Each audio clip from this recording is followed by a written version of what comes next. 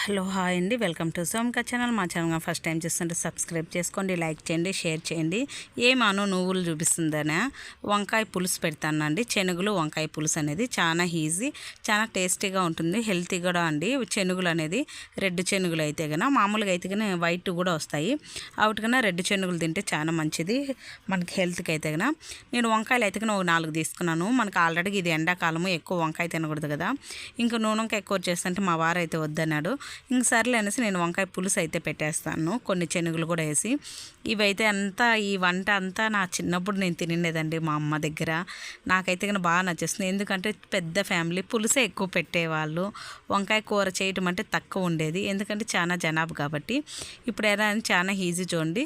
నేను మీకు ఇంతసేపు అంతా చూపించాను కదా, టొమాటోలు చెనించులు అయితే వెళ్ళండి. దాని బదులు నేనైతే నువ్వులు దూరగా వేగించుకొని వేసుకున్నాను. వంకాయలు ఒక 4 కట్ చేసి పసుపు కొంచెం సాల్ట్ వేసి వాటర్లో కడిగేసిన తర్వాత కట్ చేసి పెట్టండి. ఫస్ట్ అయితే కన్నా మనకు వంకాయ అనేది ఫ్రై చేయాలండి. ఫ్రై చేస్తే అది రెడ్గా అయిపోతుంది, తర్వాత తీసేసుకునేది. దీంట్లో ఒక మసాలా వచ్చి తెల్లగడ్డలు, ఎర్రగడ్డలు, టొమాటోలు ఒక 3 తీసుకున్నాను. ఎందుకంటే మనకి గ్రేవీ లాగా రావాలంటే టొమాటోలు వేయాలన్నమాట. దానికి ఇంకా మనము కొబ్బరి కొంచెం వేసాను, ఎండు కొబ్బరి, మళ్ళీ అల్లం కొంచెం వేసాను. ఈ చెక్క లవంగాలు అవంతా అనేది మీ ఇష్టం అండి, వేసుకోండి. లేదు గరం మసాలా వేస్తామంటే వేసేసుకోండి, అది కూడా లేదు అదేమంటే ఒకవేళ మసాలాలోనే వేసేసుకోండి, మిక్సీకి పట్టేసుకోండి. చింతపండు అయితే కొంచెం ముందే నానబెట్టుకునేయండి.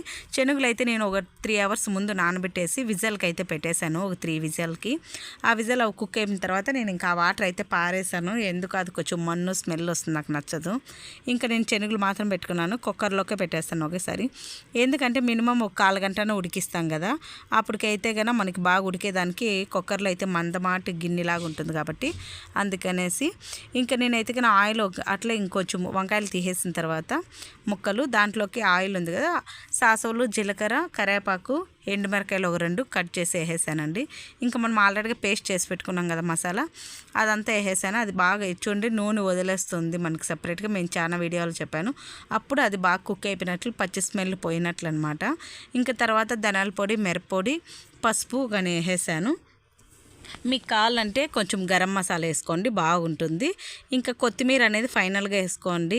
ఇంకా మా సైడ్ అయితే మంగళవారం అండి, ఇటు సైడ్ అయితే కానీ చిల్లరంగడిలో నేనైతే కొత్తిమీర కూడా వేయాల, కానీ బాగుంటుందండి. మనము ట్రై చేయండి, ఏం లేనప్పుడు ఇంట్లో ఉండే వాటితో చేసుకునేదానికి. ఉత్త శనగలతో కూడా ఇలా పులుసు పెట్టుకోవచ్చు. నేను ఇంకా వంకాయ కూడా ఉంది కాబట్టి వేసాను అనమాట. ఇంకా మసాలా అంతా దాంట్లోకి వేసేసిన తర్వాత ఇంకొంచెం దానికి ఎంత మనకి అంటే ఎక్కువ చిక్కగా పెట్టుకుంటారా లేదా కొంచెము పలచగా పెట్టుకుంటారా, పులుసు అనేది మీ ఇష్టం అండి. నేనైతే మీడియంగా పెట్టుకుంటాను. ఇంకా వాటర్ ఇంత వేసానంటే మళ్ళీ బాగా కుక్ చేసేస్తాం కదా ఒక 1/4 గంట అట్లా, అప్పుడు మనకు సరిపోతుంది. మామూలుగా అయితే కానీ ఇది కర్రీ పాయింట్లో కూడా అమ్ముతా అంటారు. నాకు అప్పుడు ఎప్పుడన్నా తీసుకొస్తే కన్నా అస్సలు నచ్చదండి, వాళ్ళు పచ్చి పచ్చిగా ఉంటుంది. ఇంకా లాస్ట్లో ఫైనల్గా ఉడికిపోతుంది, ఇంక దించేస్తాము. 5 నిమిషాలు అనగా చింతపులుసు పోయిల్లండి. ఇది కొత్త చింతపండు, అందుకే నేను కొంచెం వేసుకున్న, పులుపు ఎక్కువ ఉంటుంది కాబట్టి. ఇంకా అయితే కన్నా నేను ముందే నానబెట్టుకోవటం మర్చిపోయాను, మీకైతే వీడియోలో చెప్తాను. నానబెడదాం అన్న సెటిల్ అయిపోయింది. ఇంక ఇదైతే కన్నా సరిపోతుందా లేదా ఇంకా వాటర్ వెళ్ళని అయితే చెక్ చేసేస్తాను. చాలా టేస్టీగా ఉంటుందండి, ఈజీగా అయిపోతుంది. ఇంట్లో ఏం లేనప్పుడు అయితే కానీ ఈ కర్రీ ట్రై చేయండి. ఎక్కువ బ్యాచిలర్స్ కర్రీ పాయింట్లు అయితే తెచ్చుకుంటుంటారు. నానబెట్టేసాను, ఇంకా పులుసు అయితే దాన్ని బాగా మెదిపేసి అయితే వేసేస్తున్నాను. బ్యాచిలర్లకి అయితే బాగా కర్రీ పాయింట్లో తింటా అంటారండి, అది పచ్చిగా ఉంటాయండి, అస్సలకైతే నోట్లో పెట్టలేము. ఎప్పుడన్నా నాకు పండగలప్పుడు కుదిరినప్పుడు చూడండి ఇట్లా బాగా మనకు పులుసు మరగతాన్నప్పుడు ఈ పులుసు అనేది పోయింది, అప్పుడు సరిపోతుంది. నూనె వంకాయ చారుకైనా దీనికైనా ఏ పులుసులకైనా చింతపండు వేయాలంటే ఫైనల్గా వేసుకోండి, ముందే వేసేద్దండి, అంత పులుపు ఎక్కిపోతుంది అనమాట. అందుకే లాస్ట్లో వేయాలి, ఇంక దించేస్తాం 5 నిమిషాలు అనగా అంత పులుపు అయితే ఎక్కదు. ఫైనల్గా అయితే కన్నా కర్రీ రెడీ అయిపోయిందనమాట. చూడండి మనకి పులుసుకి ఇమిరిపోయిన దానికి ఎంత డౌన్ వచ్చేసిందో అక్కడ కనిపిస్తుంది కదా మసాలా. వాటర్ అయితే అక్కడికి వేసాను, కింద వరకు డౌన్ అయిపోయింది. ఇంకా చల్లారిందనుకో ఇంకొంచెం కాస్త అయిపోతుంది. ఇంకా నాకైతే రైస్ పెట్టుకునేసినాను. నేనైతే వంకాయలు కూడా వేసుకున్నాను. ఇంతవరకు వంకాయ తినలా అండి, ఫస్ట్ టైం తింటే వంకాయ కన్నా. ఇది వేరే ఆంటీ ప్రిపేర్ చేసింది, ఈ వంకాయ బాగుంటుందను, చూడు నువ్వు ఎప్పుడైనా తెచ్చుకుంటే ఇదే తెచ్చుకోనింది. ఇంకా మా అమ్మాయికి పెట్టేశాను, తనైతే పనుకోంది. లేమ్మా వెళ్ళి మంగడికి వచ్చుకోపు తిందామని చెప్పాను మధ్యాహ్నంగా. సరేలేని తను లేసింది. తనైతే నాకు ఏమైంది ఉత్త పులుసు వేయనింది, ట్రై చేయండి కూడా వద్దు శనగలు కూడా అనింది. ఇంకా తన ఇష్టం లేనేసి మేమిద్దరం అయితే కానీ పెట్టుకునేసాము. ఇంకా వచ్చేసామన్నమాట. తింటా అంటే వీడియోది కొంచెము నరుగుతా అంటే మా అమ్మాయి అయ్యో నిద్ర ఇప్పుడే లేసాను, వీడియో మీరే తీసుకోండి అంటుంది.